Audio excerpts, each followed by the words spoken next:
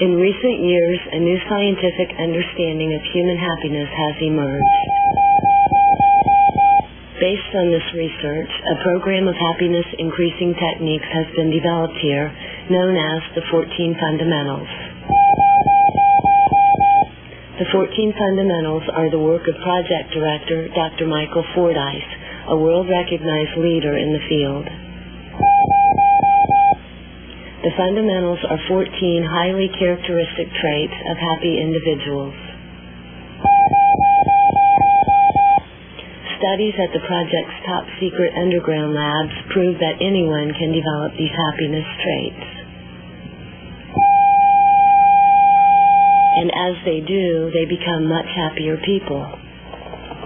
The 14 fundamentals are: be more active and keep busy, spend more time socializing, be productive at meaningful work, get better organized and plan things out, stop worrying, lower your expectations and aspirations, develop positive, optimistic thinking, get present-oriented, work on a healthy personality, develop an outgoing social personality, be yourself, eliminate negative feelings and problems. Close relationships are number one, and VALHAT, the secret fundamental.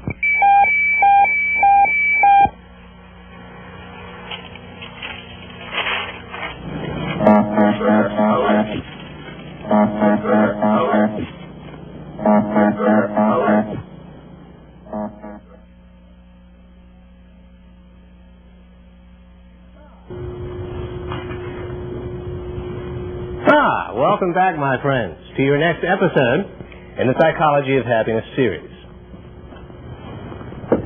This evening's episode is entitled The Last Thing You'd Expect. So that's a kind of intriguing title, I'm sure you'll agree. And what is the last thing you'd expect? Well, that's tonight's fundamental: lower your expectations and aspirations, known as the controversial fundamental. Now, why is it controversial? Well, you'll find out.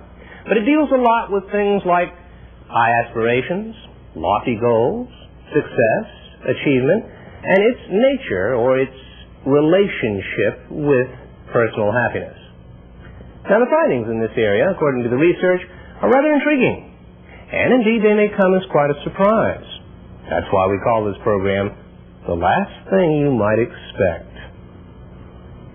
So let's move now to visit with our studio audience as we examine this next fundamental to help you understand and hopefully increase personal happiness.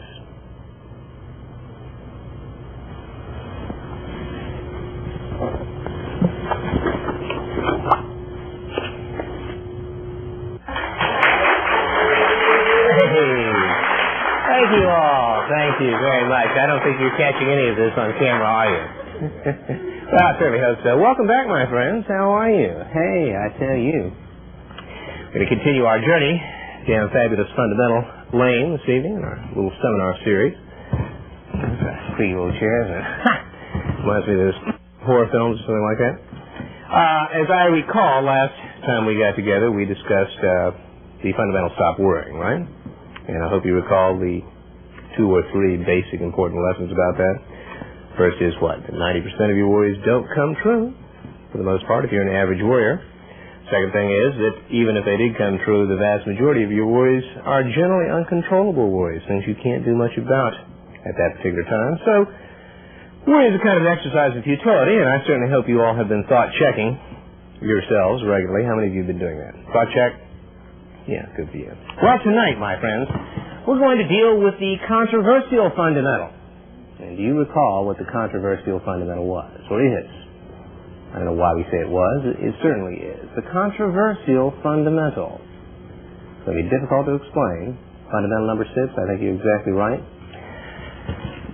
The controversial fundamental, I guess, is referred to that primarily because Indeed, for most people, it comes as kind of a shock as we discuss this, and I know it was kind of shocking when I discovered this many years ago in the very basement of the 7-story top-secret underground happiness research laboratory underneath the FORDYCE mansion, because it runs so contrary to, popular folk wisdom, in fact, so contrary to, I guess, what our whole culture, American culture in particular, is based upon. But nonetheless, if you'll give me the opportunity this evening, I hope I will be able to explain to your satisfaction how you would become or be a happier person, following fundamental since ever six, if you could indeed lower your expectations,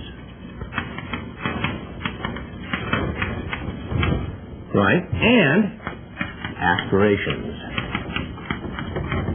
or goals. Lower your expectations and aspirations, the controversial fundamental.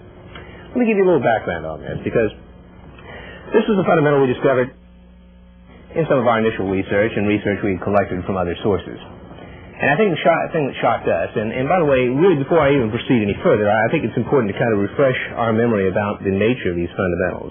A lot of people kind of get the feeling these are my ideas, and even though I was one of the initial individuals who collected this data together and came up with the happiness increasing program that you all are learning about through these seminars, these are not particularly my ideas.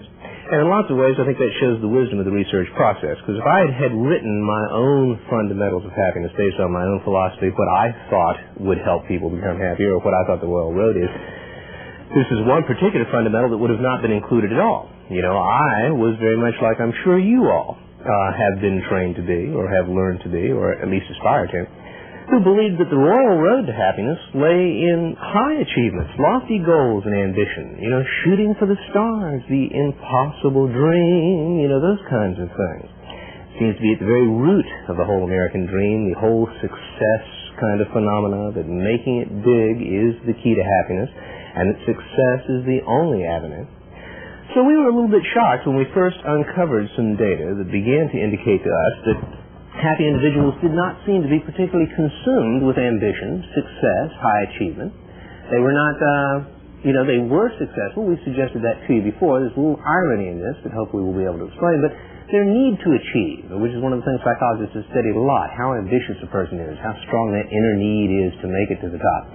Their need to achieve was relatively modest, especially compared to unhappier individuals who seem to be extremely achievement-oriented, who have extremely high ambitions, very ideal goals set for themselves, who seem to be driven, the type of individuals who really were, hell-bent, so to speak, on making it to the top. Well, these data confused us a little, because, like I say, it runs very contrary to the American dream, and therefore why do happier individuals seem to, gain some of their happiness from these more modest expectations, ambitions, goals, what is the key to this apparent contradiction in the findings? Well, we will examine that very proposition this evening, because there are going to be several tacks we will be taking.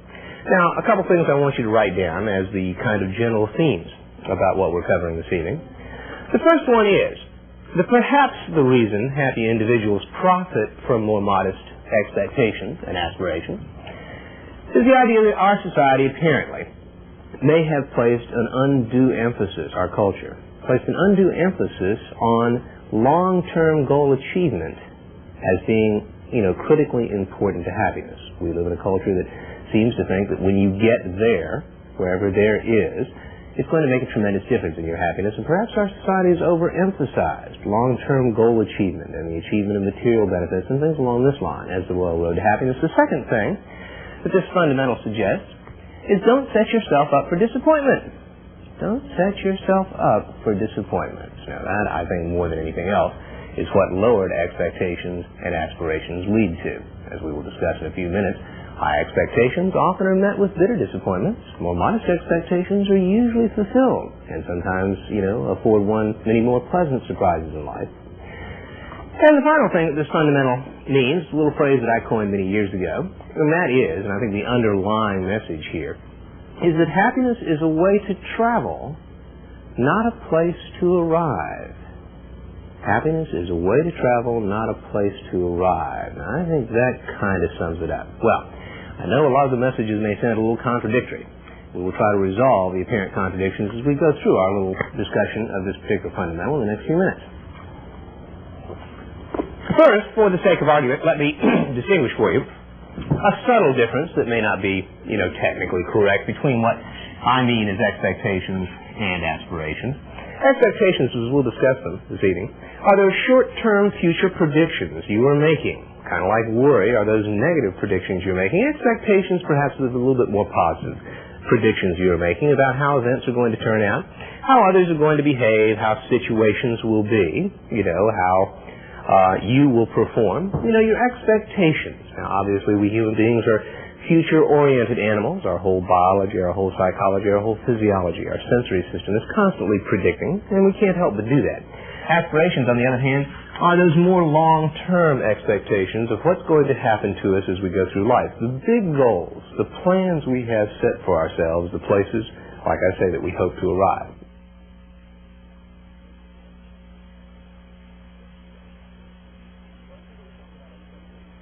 Now, first we're going to talk about expectations, and as we do so, we're going to suggest to you a little formula. And we will be building upon this formula in some of our subsequent classes, because this formula, I think, helps convey the expectation theory as it relates to personal happiness. And this is an area of psychology that has been thoroughly examined. Many, many different, in fact, much of the science of psychology deals with the kind of interpretations we make of events, and expectation theory has developed from that. The formula reads basically FH, and FH, of course, stands for felt happiness. And felt happiness is, of course, what we all wish to achieve. That is that warm, glowing feeling of contentment, joy, and inner euphoria that we have come to know in these sections as personal happiness. And we will complete the formula in the way most individuals kind of believe it occurs. And that is to refer to FH as equal to AE. Now, AE stands for the actual event. In some technical journals, other textbooks, you may find it WRH. And that, of course, stands for what really happened. Well, to make a long story short, most people tend to think that their personal happiness is almost directly and 100% contingent to the actual events of life, or what happens to them. It's a very simple proposition. The idea is if good things happen, you will be happy. And if bad things happen, you won't be too happy. Now, on the surface, that has a lot of logical appeal. And generally, most individuals do kind of buy this implicit assumption that that's all there is to happiness. The sad part about it is, of course, if that's true, our happiness, therefore, is almost 100% contingent on outside events, on the circumstances of our lives. But we psychologists realize there's more that comes into play than just the actual events. Because we are, I guess, psychological creatures, and we tend to not sense things directly, although our sensory organisms do pick those kind of things up. But we have a way of interpreting our events. So, more than just the actual event, we find that happiness is also contingent on many other factors, many other things that bias our interpretation of these events. There are many of those factors, but the first one that we will add to our formula happens to be the expectations you happen to have about that particular event. Now, the formula seems to come a little bit more clearly. What we're suggesting here is, apparently, that high expectations coupled with an actual event of more modest proportions is going to lead more to a disappointment, whereas, on the other hand, more modest expectations coupled with the same event will lead to a great feeling of happiness. Let's take a few classic examples. Say, for example, you're planning on going to a party this weekend. Somehow you have begun to build it up in your mind that this party is going to be the most exciting bash that you have ever attended. I mean, it's going to be just absolutely phenomenal. Mr. and Ms. Wright are probably going to be there. People are going to be running around screaming. There's going to be a live band, free food, a tremendous set. And obviously your expectations of that situation are built up quite highly, all right? But the actual event when you arrive, 2 or 3 real nerds sitting in a corner playing Parcheesi, drinking Diet Pepsi. I mean, come on. Well, unfortunately, your high expectations in that situation, coupled with a rather mediocre and disappointing real event, lead not to happiness, but that low degree of, kind of dyseuphoria, depression. You leave a little disappointed. But on the other hand, you're sitting around on a Saturday night really not expecting much of anything. And sure enough, lo and behold, you look outside the window, and up pulls what? but that Dr. FORDYCE personal limousine to whisk you away for an all-expense-paid weekend in Acapulco. Well, I think you can see that your rather modest expectations in that situation, coupled with an actual event of proportions that I think most of you would have to agree would transcend most anything earthly possible, would lead to a tremendously surprising and quickly elevated mood of contentment, euphoria, bliss, and joy that we have come to know and describe as personal happiness.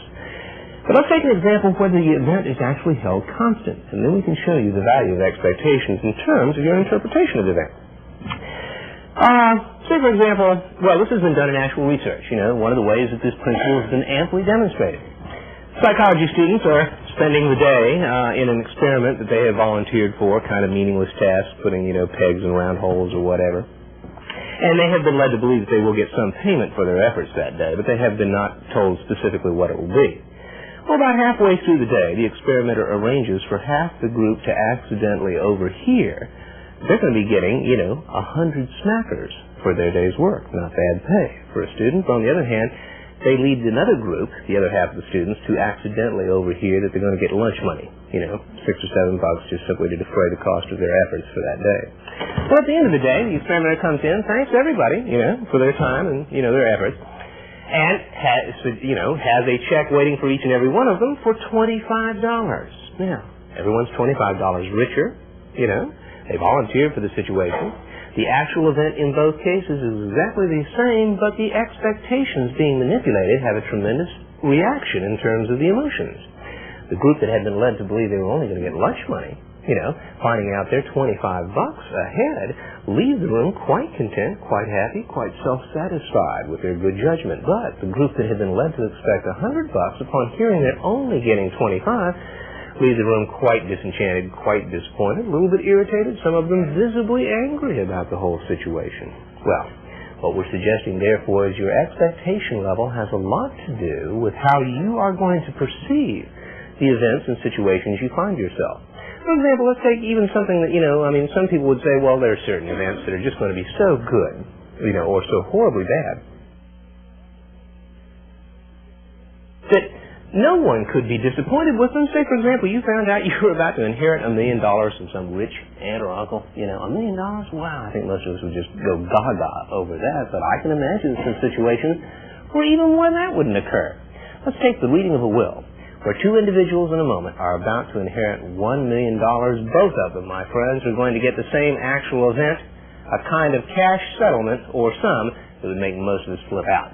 But one of the people at the reading of the will is old spoiled cousin Sidney. You remember him. He used to lollygag around the family mansion, never did a lick of work, wrecked sports cars right and left. And he's assuming he's going to inherit the old man's billions, right? He's going to be set for life. But when the reading of the will suggests to him that all he's getting is $1 million, one measly $1 million, well, his obviously high expectations lead to a bitter disappointment. All right?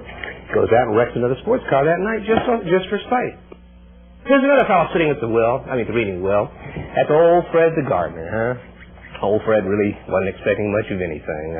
Sort of sorry that the old man passed away and was hoping maybe they're going to throw in enough cash so he can get one of those kind of new riding lawnmowers.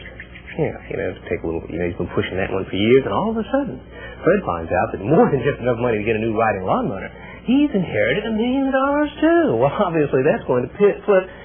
Compared to his low expectations, the actual event just, overwhelms poor Fred, and he leaves with that tremendous feeling of contentment, joy, bliss, and euphoria that we have come to know in this series as personal happiness. Well, I rest my case.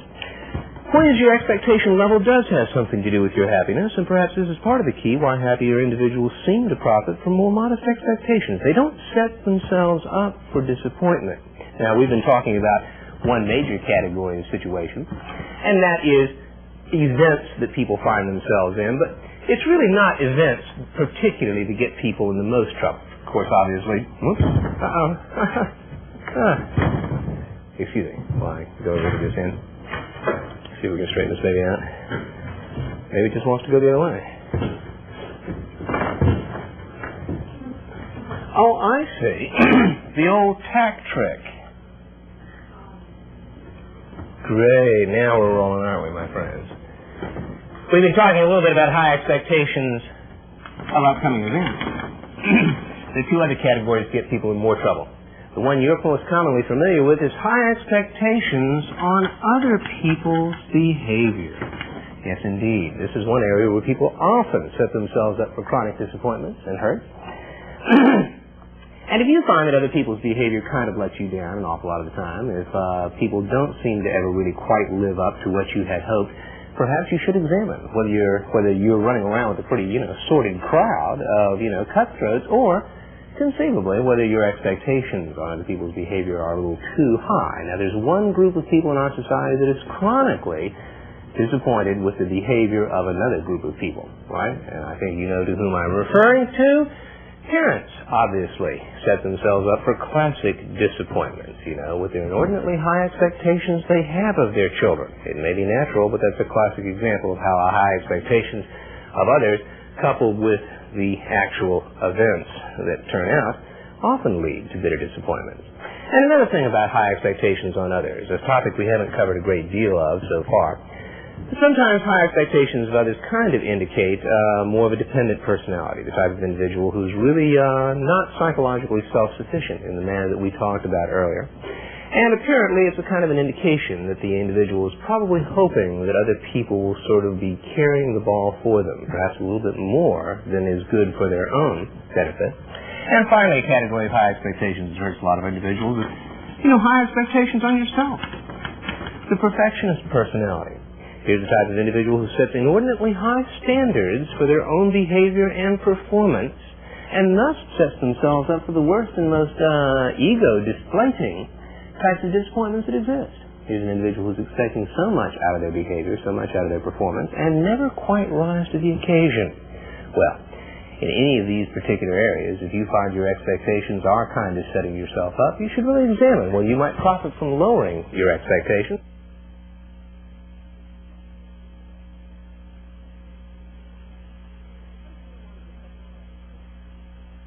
Let us move on to the second part of the formula, referring to long-term goals and aspirations. And I think the point becomes a little bit more clear, although the basic proposition is the same. You see, we're talking about everyday events, ordinary people, situations, expectations on yourself, but the most bitter disappointments people set themselves up for the most are in terms of setting long-term goals for themselves. Now, why do we set ourselves up in this way, or why does it let me rephrase that. Why do aspirations set ourselves up? Well, let's go back to the first point. We have lived in a culture that, ever since we were little kids, seems to play a scenario for us of success, of accomplishment, of achievement, of the material benefits that go with success as being the real happiness payoff. And that if indeed we get there, things will miraculously change around for us to some degree or another. Now, the sad proposition about that is that our best research seems to indicate to us that perhaps our society has placed way too much emphasis on long-term goal achievement as really being the key to happiness. And unfortunately, so many people sacrifice other sources of their happiness and pleasure as they go toward those long-term goals, that they're staking everything on them. Now, the question is, do those long-term goals really have the potential of really changing things around? And I think more and more people are discovering that even though success is great, that in many cases, it's often illusory. People finally make it to where they thought they were supposed to be. They went to all the right schools, they got the right grades, they got the right degree, they married the right person, they got the right career, they went ahead with the right steps. They finally ended up on the house on Nob Hill. And yet they find that even though they're where they thought they were supposed to be, there's still something missing. They're still empty. They're still lacking. This long-term goal didn't really change things around. That's why we're coming to believe that perhaps goal achievement in a long-term sense is not quite as potent as other more immediate sources of happiness. And the other problem with long-term goals is the sad possibility that people may be setting themselves up for the most bitter disappointments of all. That is the fact that in some cases, you may never get there. Now, one of the saddest disappointments people face in life, if they live long enough to reflect back and realize they didn't make it, is to set a long-term goal for yourself and stake your happiness on it and never actually get there. You're setting yourself up for a life of chronic disappointment in a situation like that. But let me rephrase it in another sort of way that I think may make a little bit more sense to you. I think most people are making the mistake of putting their happiness on hold. You know, there are many people who are kind of waiting to be happy, and you need to think about this yourself. We discovered this in some of our work here when we gave a wide variety of people a kind of a fun instrument to fool with. It's called the sentence completion test. I don't know if you ever taken anything like that, but it's easy enough to describe. You give somebody the first part of a sentence, and they fill out the rest of it, like, oh, my favorite ice cream is, you know, or my parents were, or when I was a child I felt, or I feel most lonely when, you know. And the answers people write are often quite revealing. Well, the question we were most intrigued with was a little one that said, I will be happy when, left with a dash. Nature's perfect food. I will be happy when, and the question is, how would you answer that? Well, obviously, we got all kinds of answers, you can imagine. Some people were relatively modest in their expectations. I'll be happy when this semester is over. I'll be happy when the day's over, right? When I can go home. But most people were a little bit more long-term, a little bit more ambitious. I will be happy when I graduate. I'll be happy when I get, you know, an A out of a course. I will be happy when, you know, I get my degree. I will be happy when I finally get married. I will be happy when I finally have a child. I will be happy when I finally get that job I've always dreamed. I'll be happy when I get that car. I'll be happy when I get that promotion. I'll be happy when my kids grow up. I'll be happy when, you know, I finally retire. I'll be happy when I make $1 million, whatever. The list went on and on and on, obviously as individual as people are. But the point is rather clear. Many people were waiting to be happy in that sense. Now, the intriguing thing about the study was that the happiest people we studied couldn't relate to that question particularly. They simply wrote down, I'm happy now. You know, they just kind of crossed it out. I'm happy now. Now, therein, my friends, I think lies a rather important lesson, and perhaps is another explanation of why happier individuals have lower expectations and aspirations. You see, happy people are already there, in a sense. They're not particularly waiting to be happy. They're not particularly putting their happiness on hold, trying to achieve things that they think will change it around, because they've already sort of arrived in that sense. Now, if that is true, I'm sure you're right. Obviously, therefore, that explains to some extent. You know, if, for example, if you were completely happy, it would perhaps, you know, where else is there to go? Now, Maslow discovered this in his studies of peak experiences, you know, and some of the other work we've done in this area. Well, we've examined people at their very peaks, when they're at their happiest, most fulfilled moments or days or hours, when those rare times come, as they hopefully do for all of us on occasion. And one of the most remarkable things he discovered about that was that when people are in their happiest mood, he described them as being, from their own descriptions of the events, from being non-needing, non-striving, non-hoping, non-wishing. And what he meant by that was that when people are just really happy, you know, at their most fulfilled moment, there's no place else to go. There is no more ambition for great change. There doesn't seem to be any needs or any lacks.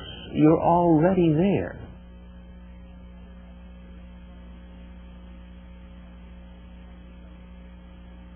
I think this is part of the lesson, therefore, that happy individuals are trying to teach us, and why we have coined the phrase a long time ago, that perhaps happiness is much more of a way to travel than a place to arrive. Now, certainly happy individuals have their ambitions, they have their goals set for themselves, but it's a totally different approach. Happy individuals, if these good things happen, it's going to be just more additional gravy on an already full turkey, so to speak. And yet for the unhappy individual, these goals are seen as something that's going to change everything around. Now, apparently therein lies the fallacy of that approach. Because one of the sad things that unhappy individuals do is, in addition to placing their happiness contingent upon long-term goals and aspirations coming true, they are also learning along the way such unhappiness habits of self-denial, of putting aside their family, of forsaking love relationships, of not taking time just to enjoy themselves, things like that. They sacrifice everything in an attempt to get to this place, and if they do, you know, because that's a big if, but if they do, they find they have habituated themselves so much to these unhappiness strategies that they can't enjoy what they finally achieve. So, in that sense, my friends, once again, it appears that happiness is much more of a way to travel than a place to arrive. And therein is a kind of a funny lesson, maybe a little bit of a harsh lesson. What that would indicate is that if one can't learn the secret to happiness in the present, nothing in the future may make that much difference. And it's something for you to examine too. If you can't learn to be happy within the constraints of your own particular situations these days, what makes you think any great achievement in the future is going to make that much difference? So the good question is whether that really is going to be, make that much difference or not. So in that sense, we refer to, lowering your expectations and aspirations as the controversial fundamental. But let me see if I can rectify one final point that may be plaguing some of you. Now, I know when we began this series, we went over the big board in the sky, and I'm sure a lot of you are kind of wondering right now, isn't there a kind of a contradiction in what I'm saying? Because when we went over the big board in the sky, we emphasized, I thought, that happy individuals are very successful. They do usually enjoy much more success than average and than do unhappy individuals. Maybe that's why they're happier, but what we're beginning to discover is maybe that's part of the effect of their being happy in the first place. Now, how can we resolve this apparent contradiction? And it's one of the personal and social adjustment ironies that we will talk about from time to time. And that is basically that how can happy individuals end up being much more successful when they seem to want it much less? And apparently individuals that seem to be the most desperate for high achievement, the most driven, seem to actually end up being somewhat less successful. How do happy individuals end up on top when they really don't want it as badly? Well, the answer seems to lie, I think, in something that all of us can relate to. And that is how each one of us feels when we are in our happiest moods. Now, I just described those moods as being non-needing, non-striving, non-hoping, non-wishing. It's kind of a moment of perfection where nothing else is particularly needed. And I'm sure you've experienced something like that. But when you do you find that you do absolutely nothing? That you just kind of sit there and just sort of savor the mood. It feels so good. I'm sure to some extent that happens. But not really. In a typical happy mood, instead of just sitting there and being complacent, and just kind of letting things slide, it has just the opposite effect, doesn't it? A happy mood tends to really energize us. We get really up. We want to engage with people. We get much more talkative. We want to visit friends. We want to socialize. And we want to be productive. We seem to want to do things when we're in a happy mood. The point is, though, we're not doing those things to get anywhere. There's nothing we're hoping for. There may be a goal in mind, but it's the sheer enjoyment of the doing that seems to be the object. So I think we've got an apparent answer to our, contradiction, and that is that apparently happy individuals are more successful in spite of themselves. Now, this particular notion has been confirmed in a number of ways. I was intrigued by a magazine in Forbes, an article, in Forbes magazine that came out a while back, reading on an airplane flight, something like that. And every so often they have their little annual thing where they go over the 50 new richest people in America or something like that. And first of all, I was irked from the beginning that I wasn't particularly mentioned in that article. I thought that was an obvious oversight. But nonetheless, the other fellows they did mention proved kind of a point. They sort of examined the question, or the question came up in their interviews, after they analyzed their data. How many of these people had really set out to be rich? I mean, their goal was to be successful. They had that burning ambition that they wanted to make to the top, and they had sacrificed everything to get there. And they found that a very small percentage of the individuals who ended up in being incredibly rich and successful had really set out to be that way as a goal. And they were more of the unhappy type of individual I've been describing here this evening, people that had sacrificed everything, had been put themselves through torture to get to this place, and apparently this place had not really changed them around too much. On the other hand, the vast majority of these people who had become marvelously successful had kind of accidentally stumbled into it, sort of as a byproduct. They simply were just engrossed in what they just loved to do, and because they were so happy doing it, they obviously put in the extra hours, put in a whale of a lot more effort. They didn't even realize how successful financially they had become until their accountants and the IRS contacted them about it all, right? Sure. There, and I think we have our lesson. Happy individuals end up being more successful kind of in spite of themselves. It may be one of the payoffs for being a happy person in the first place, because I'm sure most of you recognize When you're in your happiest moods, you're marvelously productive. Even housework seems like fun when you're in a happy mood. And on the other hand, when you're depressed and down, it seems like even the slightest effort toward progress, is a horrible chore. You put things off, you let things slide, and at the same time, those are the moments, apparently, when you desperately dream of some lofty, high ambition to come along and to change everything else around.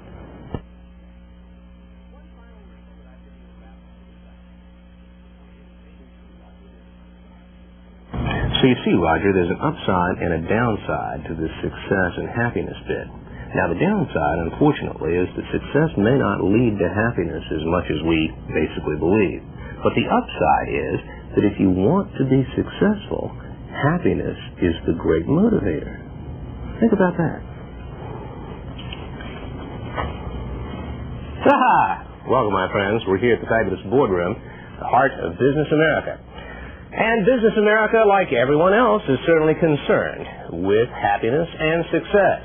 And as a psychologist, they often call upon me to, make many lectures, seminars, kind of motivational pep talks for big business. I'm afraid the picture has both its upside and especially its downside as far as happiness and success are concerned. Of course, we call this the controversial fundamental, and it's just as controversial for business organizations who are basically geared totally to be successful as it is to the general public. So it's kind of hard to explain to them why happiness and success may not be that close compatriots in real life. Now, sometimes I entitle my raps, Happiness versus Success. Are they natural enemies? Well, that seems to raise some eyebrows. Basically, however, it does seem that that's part of the proposition, that perhaps success and happiness are not as closely tied as most people typically believe. And when I talk about this to business groups, managers, executives, they do seem to get a little intrigued by the proposition, but it often leads to a great deal of understanding on their part. Now, to begin with, I think we need to clarify what the relationship between success and happiness actually is. For years, most people have assumed that success leads to happiness, and we've discussed earlier in our episode this evening how that may not necessarily be so, that our society may have greatly overrated long-term goals and successes in terms of helping one to become a truly happy person. Perhaps our society has greatly overemphasized the punch. At least that's what our data seems to indicate. But it's more simply than just that. The real question is the relationship between success and happiness falls primarily on why we would wish to have either. Now, examine it for a second. Why would we really want to be successful in the first place? Why do we really want to achieve our goals? Why do we want to make it to the top? Well, it's pretty clear that there's an implicit assumption that making it to the top is obviously going to make us happy. Unfortunately, we've talked about earlier that may not necessarily be true in all cases. Well, if it's not necessarily true, then what is this relationship between success and happiness? Well, to begin with, I think we find that the two essentially are important. I mean, obviously, success does contribute to personal happiness to some degree, but the real problem with staking your happiness on success itself is the many difficulties we've talked about with long-term goals. Now, we mentioned a number of these earlier, the fact that you may never achieve those long-term goals, the fact also that you won't be able to enjoy them once you get there. You've learned so many unhappiness habits along the way. Other basic problems with that are the fact that you never really quite know when you arrive.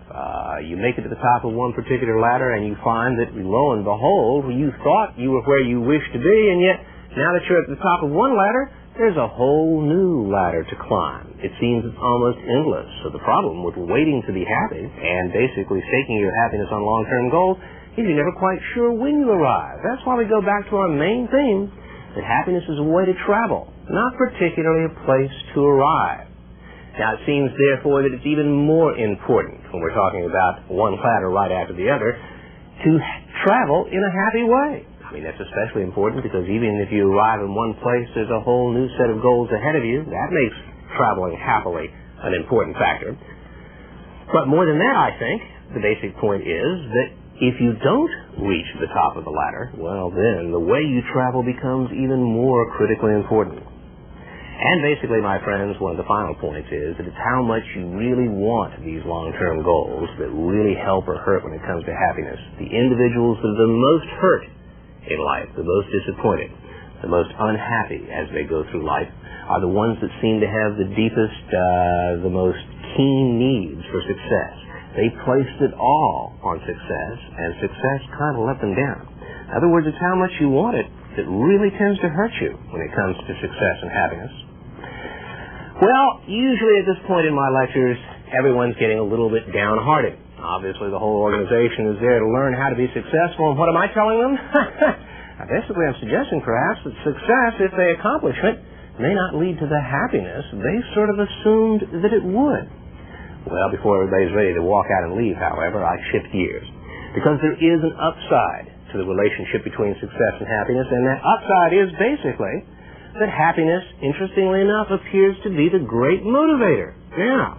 What this means is that most organizations want to have highly motivated employees that are hell-bent on achieving their goals and being productive and being successful. They think that will make them happy, but what I suggest to them is really it's quite in reverse. If they have happy employees, if they have happy executives, if you yourself are a happy person, that is the great motivator. Now think about it. When you're down and depressed as much as you wish for success to come your way, being down, being depressed is a very energy-sapping, very motivating condition. But when you're happy, as we discussed about before, it's remarkably energizing. You find that your motivations, soar. You find that you're marvelously productive. But it's not productivity gets you somewhere. It's productivity for its own sake, simply enjoying every step of the way. And this leads us to one of the other major principles that we talk about in terms of success versus happiness. That appears to be the motivations for success. We live in such a highly negative, such a critical, such a punitive society in our culture that most people grow up believing that the only way to be successful is basically to put themselves through the mill. That success is something that only is motivated by pain, by negative reinforcement, by the fear of being fired, by the fear of not being a success, by the fear of losing one's income. It seems like most organizations motivate their employees primarily by cracking the whip, by making individuals feel this threat, this fear in their lives. And there's always been this classic assumption, in our culture especially, that success can only be achieved through negative motivations. And most of us believe it. We'd like to be successful, but we believe it's only a painful avenue to get there. And we're willing to endure it. But interestingly enough, that's only one side of the picture. Because we find for every psychological endeavor, there can be both positive and negative motivation. The same is true for happiness and success. Essentially, success can be just as positively motivated as it can be negatively motivated. In other words, there are many individuals who end up being successful who are seeking in a positive sense, who are enjoying every step of the way, who don't need to be punished, goaded, prodded to get there, but basically are self-seeking and enjoying the entire process, having a lot of fun, and a lot of enthusiasm every step of the way. That's an interesting new concept, because in a sense, even though most people feel their happiness has to be their success has to be negatively motivated, we find out that happiness can be just as success motivating as can be negative fear and pain. Well, that's why we like to refer to happiness as the great motivator. And it does seem to be that way. In fact, happiness is such a great motivator that we have come to the conclusion that success may not lead to happiness quite as much as happiness leads to success. Now think about that. Success may not make that much difference to happiness. It has its contribution. But perhaps happiness leads more to success. Once again, we seem to have the cart before the horse. Indeed, most of us live our lives wanting success and assuming that will make us happy. We've kind of missed the boat. Apparently, it is happiness that eventually is a much greater possibility, or has a much greater possibility, of leading to success. Now, if you really think all that through, you may have found the real key to the relationship between success and happiness in your life. The interesting thing, obviously, is that it's an all-win kind of solution, isn't it? I mean, if you can learn the secrets to happiness in the present, if you can be happy as you climb that ladder, well, then great. Everything works out your way. It increases, interestingly enough, the chances of you being successful, and at the same time, you're enjoying every step of the way. Well, essentially, that seems to be... Oh, excuse me. Well, I'm being paid, so I'm going to have to get out of here. I'll see you back in the studio. So, you see, Clayton, there's an upside and a downside to the whole thing. The downside is that success may not contribute all that much to happiness. But the upside is, if you want success, happiness is a great motivator.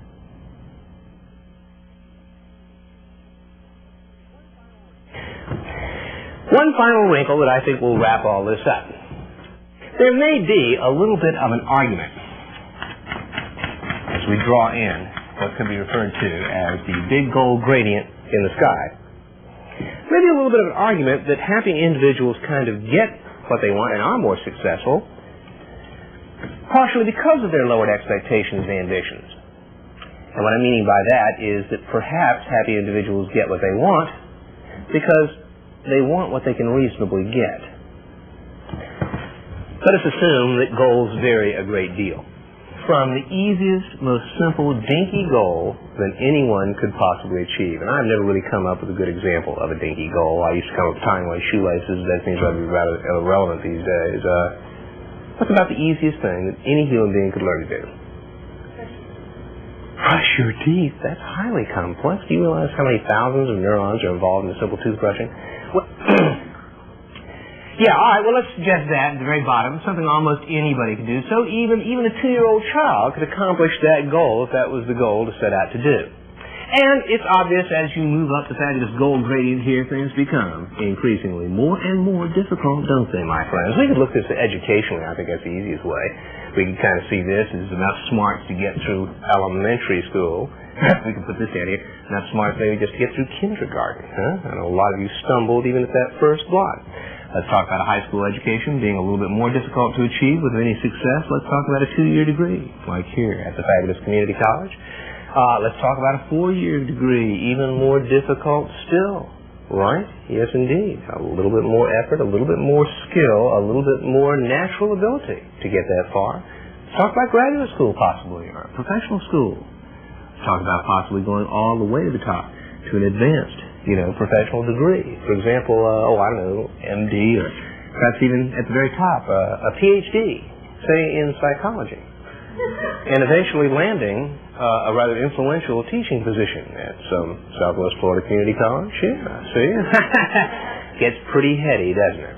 Now, it's pretty obvious few of us can expect to reach the very top of the gold gradient, primarily because I'm not planning on giving up this job myself. But the point is that one has to recognize that there are certain abilities and talents that vary, obviously, among people. That's no secret. I think the secret is being able to recognize that and admit that and realize that within themselves. Some people are much more skillful and more able than others. For example, as unfortunate as examples it might be, individuals that perhaps are brain damaged or individuals that are, retarded or something along that line might have a difficult job even with kindergarten level work, and that would be the most they could ever expect to achieve. Now, the rest of us, obviously, within the average abilities range, but for many of you, you may find that, just getting a 4-year degree is about as good as you could ever do, that you might just not have the stuff, realistically speaking. And that includes your motivation, your skills, your basic IQ, to be accepted and do very well at a graduate level program. And very few of you could probably expect to end up with some great scientific contribution or be a nuclear feminist or something like that. So it's not so much that our abilities vary, it's a recognition of where those lie. And what typically happens is this. There's a mythical line that's not quite as delineated or firm as I have drawn here. It's a lot more fuzzy, obviously, in real life. But there's an imaginary line up to which a person can realistically expect to achieve with consistency, and beyond which things become increasingly difficult and more than likely, realistically, will be met with failure. In other words, I guess what I'm simply saying in a long roundabout way, there are some things that many of us will not be able to achieve. That's not particularly the problem. The question is whether we want to or not. Now, the difference apparently between happy and unhappy individuals, and also one of the marks of healthier individuals that we have come up with in the research over the years, is what kinds of things they set their sights on, how they choose their goals. And what we find is that happy individuals tend to be both a little bit more modest in their goal setting, and at the same time, obviously a little bit more realistic, because they tend to select goals time after time that fall right within the range of their abilities, that stretch them but don't defeat them. And that's what you find in the happy personality. typically is the picture of success. The type of person who gets, achieves most all of their personal goals. But I think you can see part of the key is because it lies in where they set those goals. All right?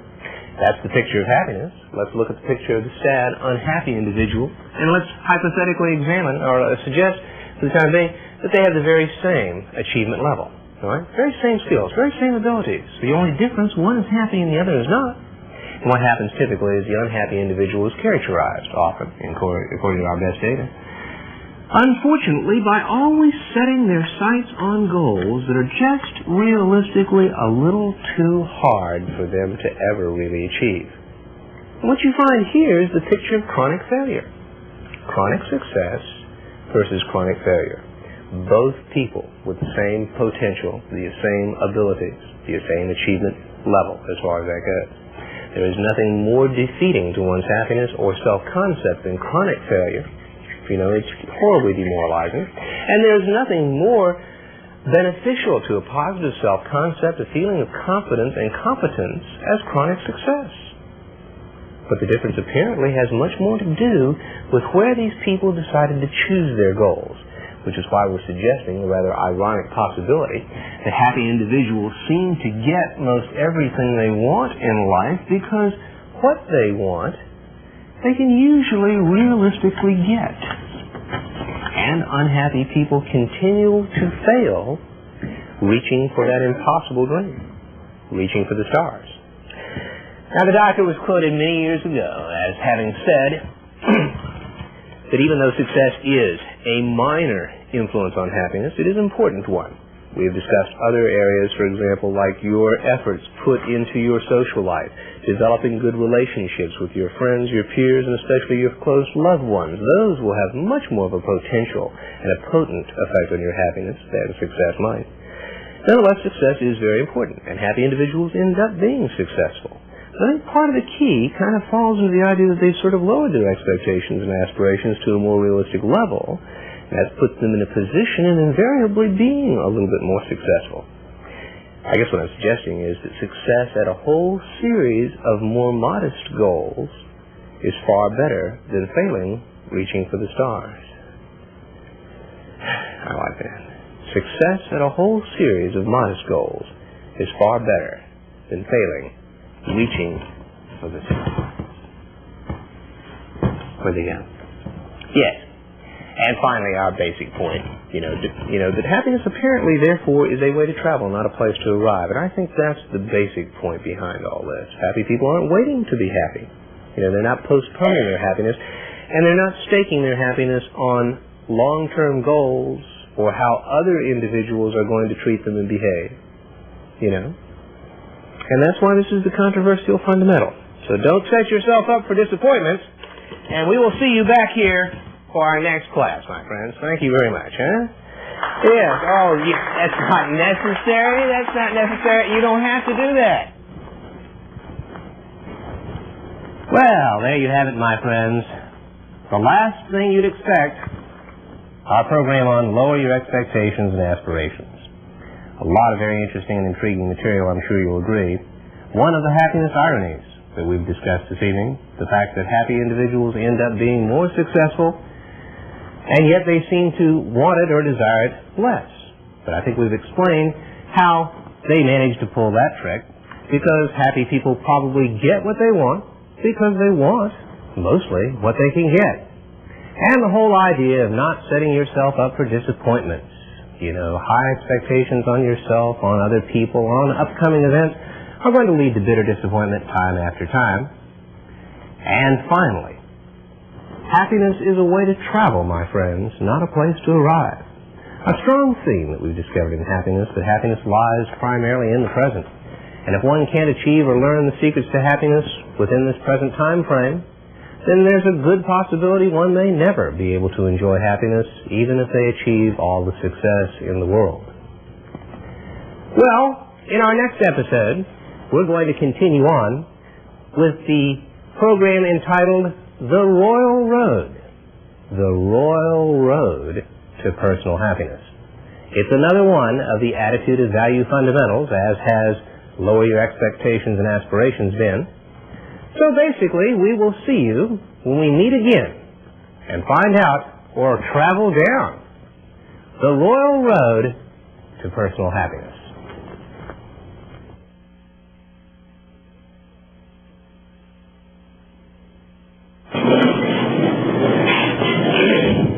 You know, going down this elevator reminds me of the point, don't set yourselves up for disappointment. Yes, indeed. When you have high aspirations and expectations, sometimes it leads to bitter disappointments. So if I'm going down, down, down right now, I want you to lower, yes, lower your expectations and aspirations. Yes, lower your expectations and aspirations. Get it? Lower your expectations and aspirations. Get it? Lower your expectations and aspirations.